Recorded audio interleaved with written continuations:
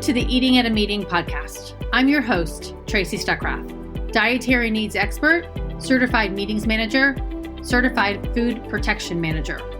I have searched the globe to find people and businesses who are creating safe, sustainable, and inclusive food and beverage experiences for their employees, guests, and communities.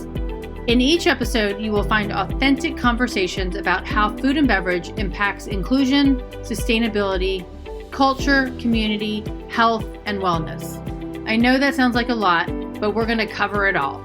Are you ready to feed engagement, nourish inclusion, and bolster your bottom line? If so, let's go. Okay, hi everybody.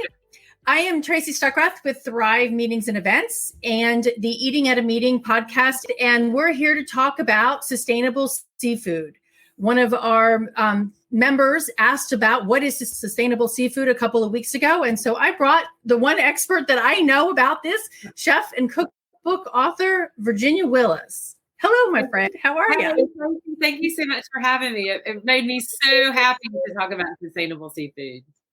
Well, that's good because a lot of people are confused by it. And even, Whole Foods is 2 hours away from me now. But when you go into Whole Foods, you've got the 1 through 5 and you can do that. But it's also still kind of confusing.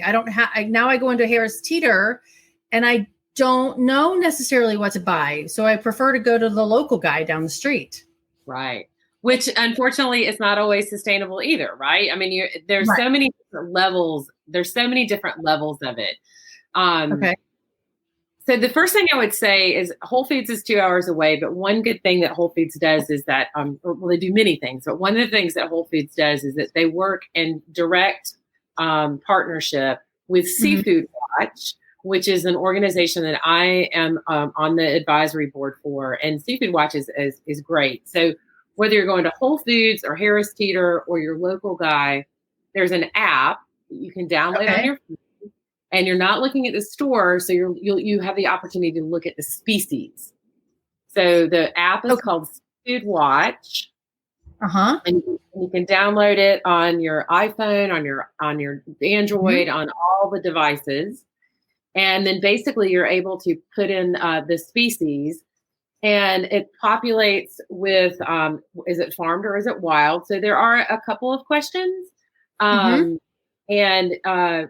the thing to consider is that it's unfortunately it is really confusing. So like not all farm seafood is bad and not all wild seafood is good, and the other way around. What does happen with the Seafood Watch is a really easy system. Green means go. Yellow means think about it. Red means don't do it. Right. So it's really it's just that simple. So, and my friend Nancy, who did ask this question, she's like, is she going to make me stop eating a specific fish? And I don't know if she downloaded the app, but I'd have to go find that email. I don't remember what it is, but one of my favorite things on earth is stone crab. Like I love stone crab, and they recently were put on the red list. And so sadly, stone crab is no longer part of my diet or no longer part of, a menu option for me. Bluefin tuna is on the endangered species list. It sounds so dramatic, but I'm going to do it. Eating bluefin tuna, eating toro, eating the bluefin tuna sushi at some fancy event. It's the equivalent of eating a mountain gorilla. It's the equivalent of eating polar bear, right? It's the equivalent of eating a species that we are about to remove from the planet and no longer will exist again. It's that dire. Yeah. It's that dire for some species, right? So we are able to fish longer and catch more, and the technology for fishing, we are literally harvesting species out of the ocean faster than they can reproduce. Wow. And so it does. It's like, oh my gosh, really seriously? Like, mountain gorilla, Virginia, are you kidding? But what I do have to say is it's not too late. We can turn a tide. But the thing to always remember is that what's on the end of your fork, you're voting with your fork.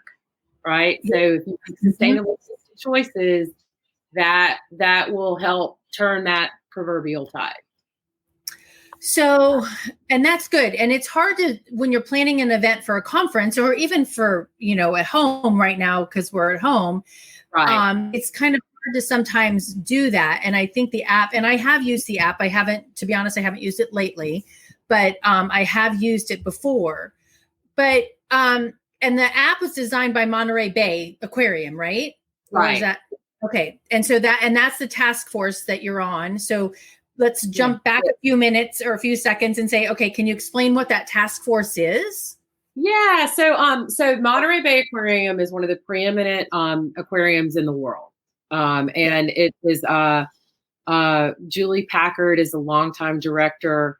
They've had some trouble with obviously closings with COVID and layoffs and stuff like that, but it's one of the premier ocean health. It's not just about the fish. One of the ocean health advisors or entities in the whole entire world. And then so an offshoot of the Monterey Bay Aquarium is Seafood Watch. And Seafood Watch is an organization that is very specifically devoted to educating consumers about the health of our oceans. So that includes sustainability of certain fisheries. It also involves plastic usage, right? Single-use plastics are horrible pollutants for the ocean. Seafood Watch also touches on human rights issues. I mean, some of these boats that go out for months at a time and fish in the Pacific are sadly staffed with slave labor, right? Wow. This is your can of tuna that you could get at Harris Teeter may have been caught by someone that is forced to be on a boat from slave labor. I mean, it's so mind-blowing. Right. So the Blue Ribbon Advisory Board, which is what I am a member of, is an advocacy activist group of chefs and culinary educators. And many of them, most of the people on this board are restaurateurs. And so they are trying to communicate to consumers by putting different items on their menu. And then I'm in a situation where I write about sustainable seafood, in my books and on my blog and do videos and stuff like that. And so I'm trying to educate the consumer from an education standpoint, from what they're doing or taking a cooking class or things like that. So, but it's an outreach, direct outreach from the chef to the consumer. Okay. Awesome. Well, and that's really important. And I was on their website earlier this morning, and I think one of the most important questions is what can you do? And the question is, what do you have any sustainable seafood when you're at a restaurant or you're a chef? What do you source? Do you practice this? Well, I mean, in my personal life, I only consume sustainable seafood. And if I'm involved with an event, like I had a situation last fall that was really pretty tricky. I was doing an event for the Human Rights Campaign, huge fundraiser in DC. Our table went for $35,000, which was, huge money raiser. Wow. Broke a record for them. And one of the chefs that was meant to be do one of the courses, like as a group of chefs did the table, and like one chef does one course and the other chef does another course, etc.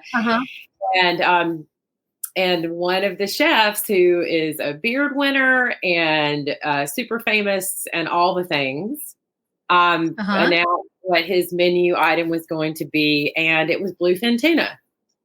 And I couldn't do that. So I emailed back and I said, hey, this is great. And I'm sure this is delicious, but I'm on the board of the Monterey Bay Aquarium Seafood Watch Blue Ribbon Advisory Board. And I can't be at a dinner where you're serving bluefin tuna. And, here I am, this little cooker in comparison, mega chef. Right. But he changed it. They changed the menu. Wow. Sometimes it's just important. I was nice about it. I wasn't shamed. I wasn't screechy. I wasn't preachy. I just kind of said, hey, this is my deal. And if you want to do that, I can't do it. And they changed the menu. So part of it, I think, is just assuming that Now it's clearly not his thing. If he's got bluefin tuna on his normal menu, but communication, lines of dialogue, open minds, all of that is so important all the time, right? Especially with event planning, especially in the hospitality industry. So for me, I was a little nervous when I hit that send button, but all it took was for me to ask. Right. Well, and you showed where you stood without, being preachy or pissy or anything like that. Right. And I didn't come out with guns blaring. Yeah, I didn't come out like, how dare you? I didn't do any of that. Just like, hey, this is my deal. I'll consider something else. And they did. So I think that like for consumers and for event planners, if there's a lot to believe in, there's a lot of different causes, everyone has their own thing. Everyone has their own agenda. The sustainable seafood is highly personal to me because I grew up, my grandparents had a pond and I've been fishing since I was a toddler, literally. Okay. And my grandfather taught me how to respect the pond. And so what happened was, it was like in the 90s at some point, Mark Kurlansky had a book that came out called Cod, The Fish That Feeds the World. And I read that book and I realized that, oh my gosh, we're catching the fish too fast. Like I'd never thought of it. You don't think about what's below the ocean. And then and there and that day, I decided to become a sustainable seafood advocate. And I decided to do that. So I think that in terms of for event planners, we all have to choose what we want to advocate for. But, but there are resources out there for people to use so they can make these plans. Yeah. And I pulled up the app and it says, oh, you haven't used it in a while. We're re-downloading it. But like we had blue crab on Friday or Saturday for the weekend, and it's got a green.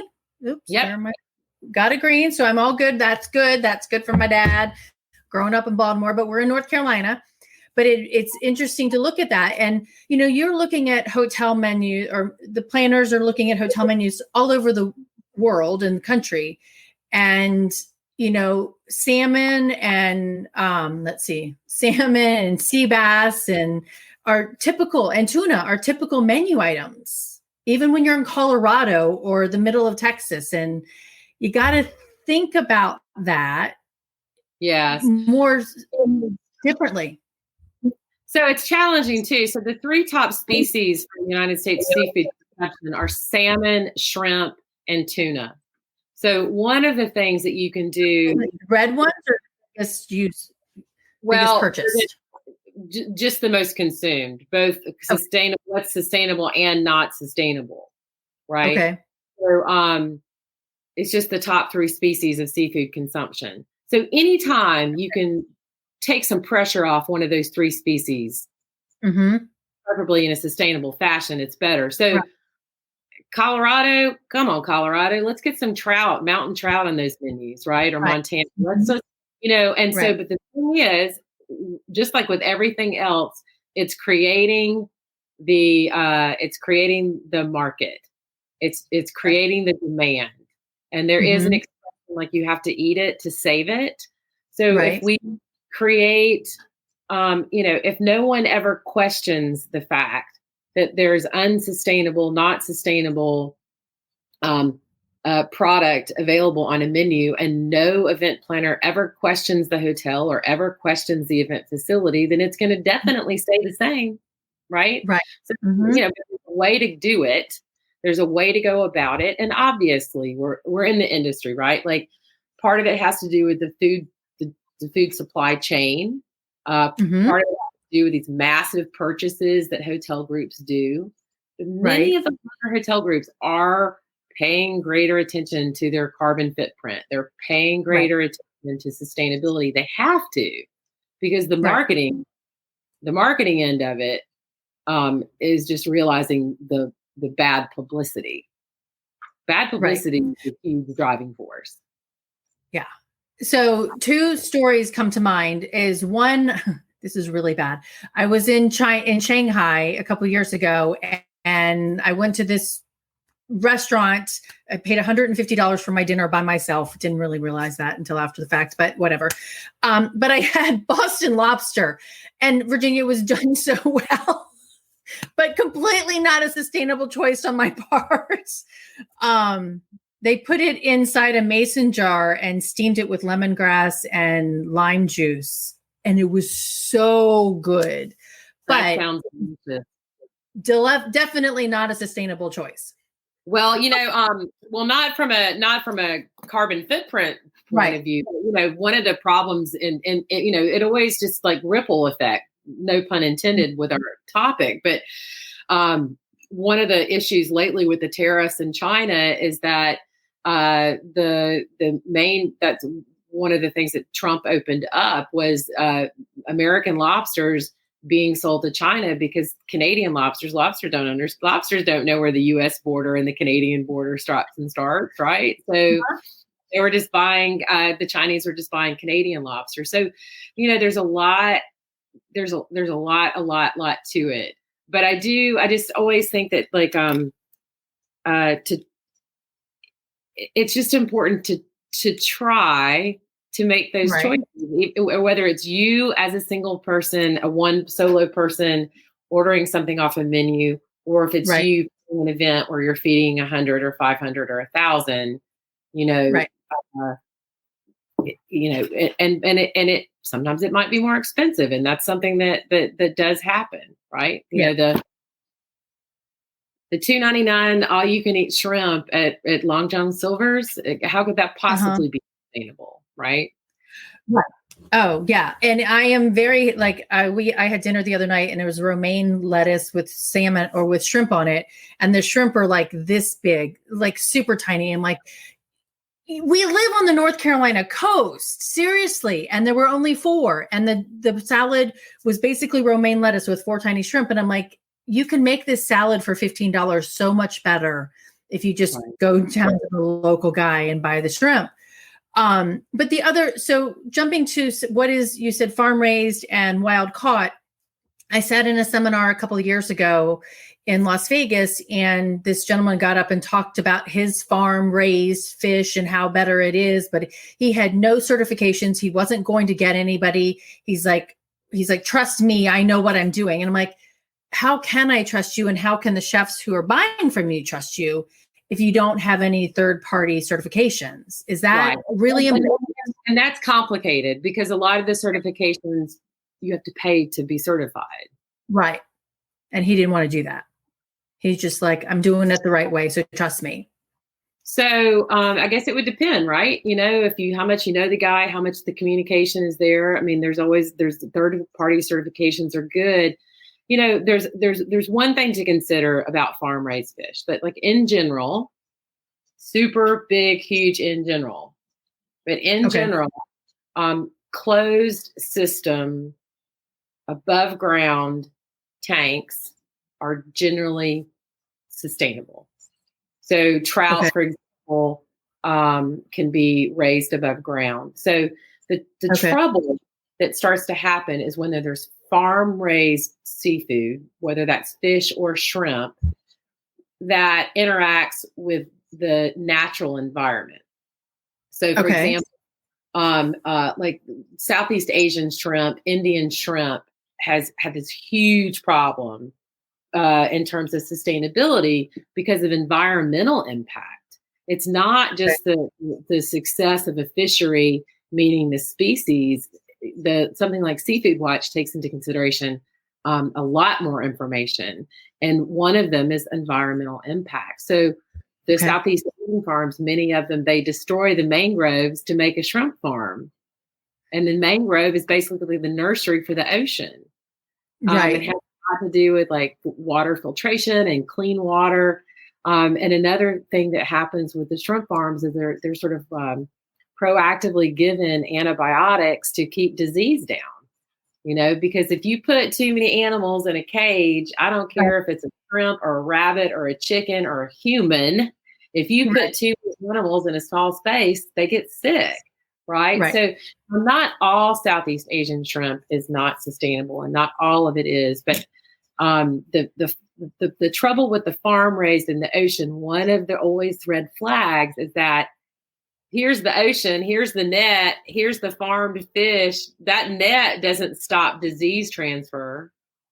If there's any genetic modification, it doesn't necessarily, the net won't stop it, reproduction with a wild species. And then now you've literally genetically modified the wild species, and who knows what's going to happen down the line. So the farm versus wild can be really confusing, even for people like myself who are just like up to literally just submerged in it, immersed in it. So for regular consumers and event planners, I'm certain that would be really challenging. Okay. So the first question would be is where do you get your seafood from? And then do you follow sustainable practices or, looking at the Seafood Watch app? Yeah. Yeah. Okay. Seafood Watch app, also on MCS Marine Certified Stewardship Council. There's a couple now. Some of the grocery stores I've seen, and they preach there's all this like collateral around about our sustainable seafood, but it's like they've given themselves a gold star, right? It's not necessarily. You really have to do a little bit of research and trust. The Pew Institute always has good information. Okay. Watch is good. It's a blue check mark with MSC. That is good. Now that is a pay to play, and that is one of the things that the seafood farmer that you spoke of. It's no different than say organic, right? There's a lot of organic farmers that don't want to have to pay for that level of certification. But it's just about asking those questions. Species information is a really great place to start. Okay.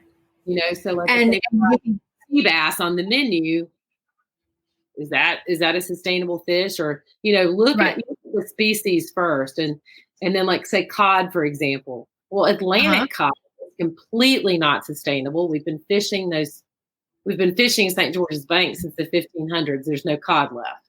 Right. But Pacific cod is great. Pacific cod is sustainable. So it doesn't just mean like one fish is bad all over the world. Okay. It does a lot of the time. But, it also depends on where it's from. And then the second layer of that is how it's harvested. Okay. That reminds me, there's a story a couple of weeks ago, I think it was on CBS, and they were talking about sharks. There's a news program about sharks and where they're almost extinct in certain parts of the world, but they're really prevalent in other ones. And it was interesting how they put cameras down in the ocean and were tracking the reefs and how many sharks went by. And this guy's mom, he's like, who counts these sharks? He's like, my mom does. So she'll just sit at the computer and watch the camera and count the number of sharks. I don't know how you tell a shark from a shark, but it's interesting. That's a whole conversation about, our oceans. But a couple of years ago, I was up at the Baltimore Convention Center, and they did we did a sustainability conference with the Events Industry Council, a sustainability training. And they had a group there, and they're going to get mad at me because I don't remember the name, but they were reclaiming the oyster shells. So putting that, do you have any information on that? That I love that program. So it's putting them back into the bay to build the reef stuff, I guess, to help the oysters? No, I don't know about that, but oysters are incredibly important because oysters are basically filters, right? And so oysters and mollusks like that are incredibly important to the health of the oceans and to the health of the waters. So if you're in an area that they're basically saying don't eat the oysters, then that water is usually terribly polluted. Oh, wow. Yeah, because they are the filter feeders. And so if an oyster is not edible, local oysters are not edible, it's because the water is often too polluted. But part of the process of changing that, like to just always, it's so easy to just to go dire and horror and, oh my gosh, we're killing the planet. Right. It's really easy to go down that path. So what is important to consider is the things that are being done right. So one of the things that happened with the oyster beds is that we've trawled the bottoms of all these bays and coves, and there's no natural habitat for them anymore. So what they're doing by harvesting those shells and putting back into the shallow waters is essentially creating a nursery for new oyster growth. And then it sort of works that the more oysters that there are, the cleaner the water is, and so therefore they become edible. Oh, that's pretty interesting. And I just Googled it while you were chatting. And this is one in Maryland and posted it. So oysterrecovery.org. That's cool. I have to check that out too.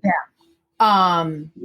And so you can actually take your oysters to specific places. Here in North Carolina, I think I looked it up, and I have to drive like an hour and a half to do that.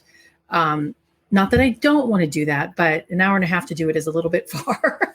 Yeah, you might want to save them up. Right. And the smell of the oysters and all of that stuff in your car for that long. Yeah. So one of the questions that I asked you before we got on here was safe and inclusive food and beverage. What does that mean to you? Because that's what we talk about. And actually it should be safe, sustainable, and inclusive. But I liked your answer. You're consuming mostly in your house right now. So that's the safest, right? Yeah. Okay. But food is not passed through COVID, or COVID is not passed through food. So, but it's the environments in the restaurants. And you and Kim had a great conversation a couple of months ago about going to a restaurant. And so can you talk a little bit about that? About going out? Thank you for asking that question. And it gave me pause and made me think when I was writing my answer. I understand that COVID is not transferred through food. And yet last night I ordered takeout for the fourth time since February have I had food that wasn't prepared in my own kitchen. Right. So it's part of it. Part of it is that everyone eats food all the time. Say again? You're a really good cook, so eating your food. Well, I know, but I get tired of cooking every now and then, right? That's true. Yesterday, I was just like, oh my gosh, I've been having this hankering for pizza. And so I made this decision. Finally, I was like, I gave in to my craving. So it's really interesting looking at some of the statistics that are coming out about where people are in their home and in their head, right? So 65% of women don't want to go out to eat, according to Data Essential, which is a webinar that I follow in Chicago. The stats for men are a little bit lower, but I think it's kind of interesting because by and large, I think that women are probably doing most of the cooking. But women right now, they don't want to go out to eat because people don't feel safe. And I think another thing that's happened is that we've gotten sort of conditioned. Stay at home, quarantine, no big groups, don't go out. There's still a lot of reason not to do that. There's still a lot of reason not to do that. I mean, there's the South is still red, right, with numbers. It's not as much the rest of the country, but we're going to see what happens after 2 weeks after Labor Day, right? So what can we do for people? I mean, I think that in terms of in terms of safety, like what I have seen restaurateurs do and event places do is obviously that spreading, because that's what people care about more than anything right now is safety. Yeah. If you feel like you're in a safe environment, that you feel like it's all about trust. That you can trust the people in the kitchen. And regardless of whether there's fact or not about COVID being passed through food, there's always going to be that perception. Yes.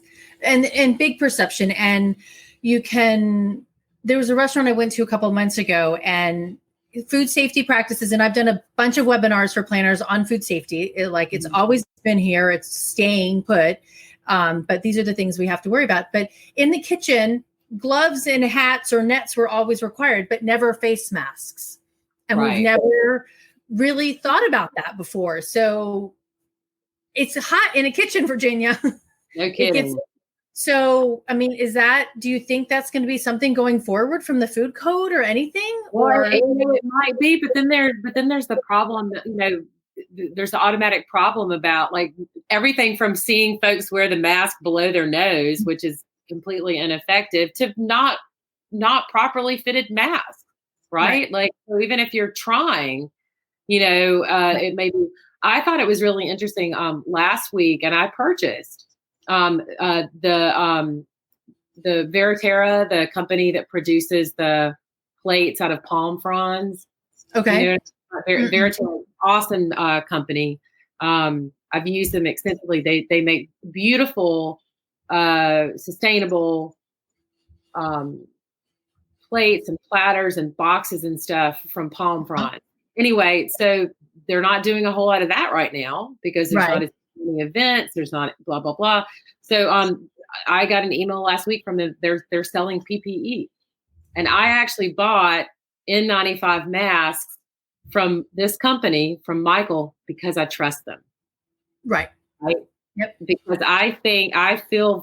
because I know what they do normally in the COVID world. And so as far as his knowledge is able to certify, if he believes that he is buying N95 masks, then I believe that he is selling N95 masks. It's really so much about perception and trust. Right. It really is. And as it's really hard to find a hotel person in the kitchen right now, just because there's lots of different things going on, but taking this time to figure out how you can create that environment where people trust you coming back, into that food and beverage experience. Well, and then one of the things that I saw, Chef Nico Romo from Charleston, the South Carolina government basically got together and created this list of suggestions for reopening and such. And I mean, he went off on this Facebook post because he's like, are you serious? Like, that is standard operating procedure.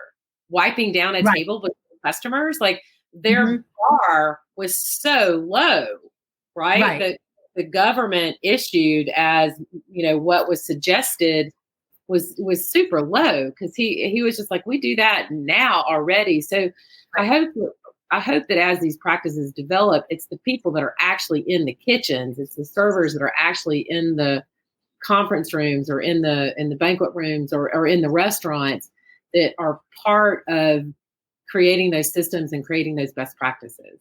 Yeah, because you've got government people over here creating something that they don't even know that it's already part of foods. And that's what I've been telling to meeting planners. I'm like, the Serve Safe certifications already demand this stuff, or already require this stuff to even have the restaurant and open the catering kitchen or anything. So you just have to ask for some different standards.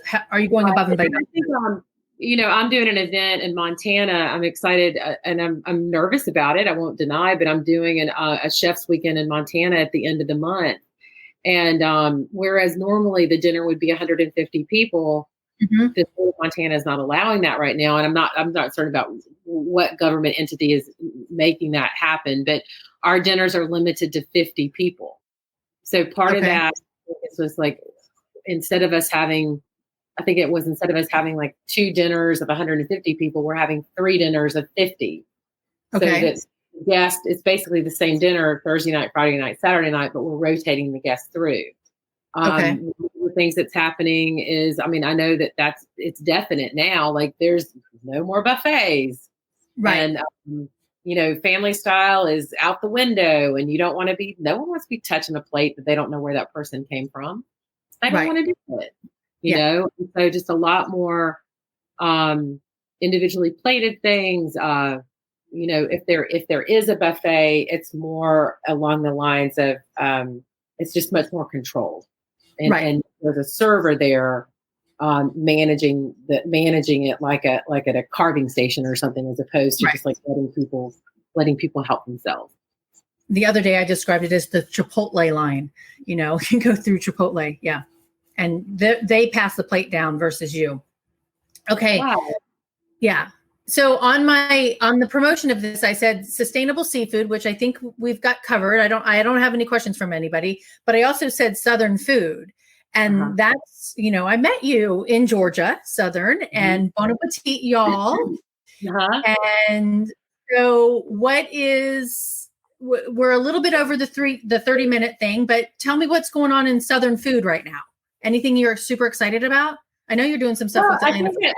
I watched the Netflix series last night with Rodney Scott and barbecue, and I thought that was great. I think that people are just digging deeper into the stories. I think that we have incredible products.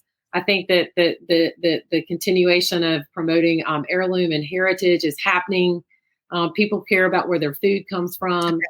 When COVID has really shined a light on broken food systems. And so some of these smaller food systems are better for us as people and better for the planet in general. I had Lori Moore on the show a couple of weeks ago, and Will was telling me a couple of weeks before that, he's like, I want to take the chairs out of the van so I can deliver more food to our customers because their CSA orders have just skyrocketed. Yeah. And I'm sure Charlotte's have too. And, it's really amazing how the local farmers, who are not the big conglomerates, but the local farmers are really,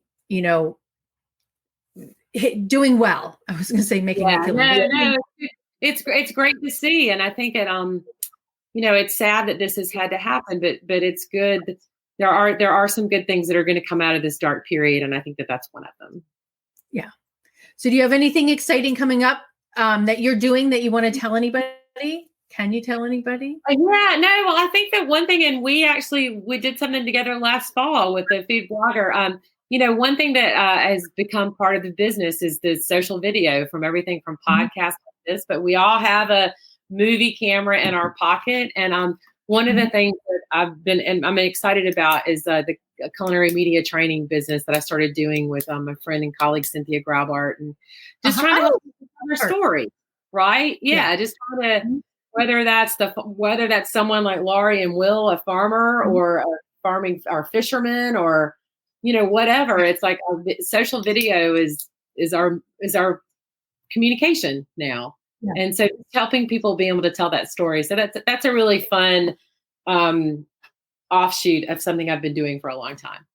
Yeah. Yeah. And I took video training from you. So that's great. Always smile. That is one thing that you That's true. Ingrained in our brains, that hold for that 3-hour class. Your cheeks hurt. Yep. There is a farmer that I want to introduce you and Cynthia in San Francisco, W.D. Dickinson Farm. And she's heirloom. I'll send you the link on my website, but she got bit by a tick and got Lyme disease, but she didn't know it for 4 years. And so it really wreaked havoc on her body. And after doing, self-testing and whatever, she found out she can only eat heirloom vegetables. Wow. And so she and her husband bought this farm outside of San Diego and only grow heirloom. And they have CSA boxes that are specific to diabetes or candida or things like that. That's so great. Yes. And I met her. Yeah. Food is medicine. So it really is. And so I'll make sure that I introduce you guys to her because she's fantastic. Oh, that sounds so cool. It's so great to see what you're doing. And I think it's so important.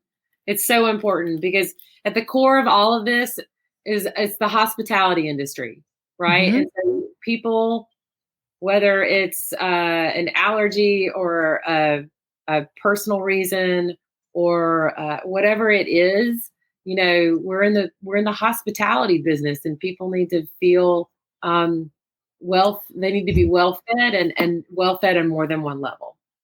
Yes.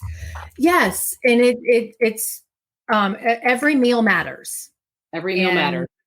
Every meal matters. That is my new little mantra that I am going to stick with for a long time. Okay. So I just posted your website on here, and anywhere on social media, we find you at Virginia Willis, or what is it? If people go to my website, thank you so much for doing that. If people go to my website, virginiawillis.com, there's little links at the top of everything. I have a weekly blog with a recipe and some events and some fun stuff. And I've got some great videos coming up, and it's National Biscuit Month. So, I've got stuff going on for that. Uh-huh. And but this is great. I really appreciate the opportunity to talk about sustainable seafood and And it's a big passion project for me. And so I'm grateful, very grateful for you to allow me this opportunity. Thank you. Thanks for listening to the Eating at a Meeting podcast, where every meal matters. I'm Tracy Stuckrath, your food and beverage inclusion expert. Call me and let's get started right now on creating safe and inclusive food and beverage experiences for your customers, your employees, and your communities. Share the podcast with your friends and colleagues at our Eating at a Meeting Facebook page and on all podcast platforms. To learn more about me and receive valuable information, go to tracystuckrath.com. And if you'd like more information on how to feed engagement, nourish inclusion, and bolster your bottom line, then visit eatingatameeting.com.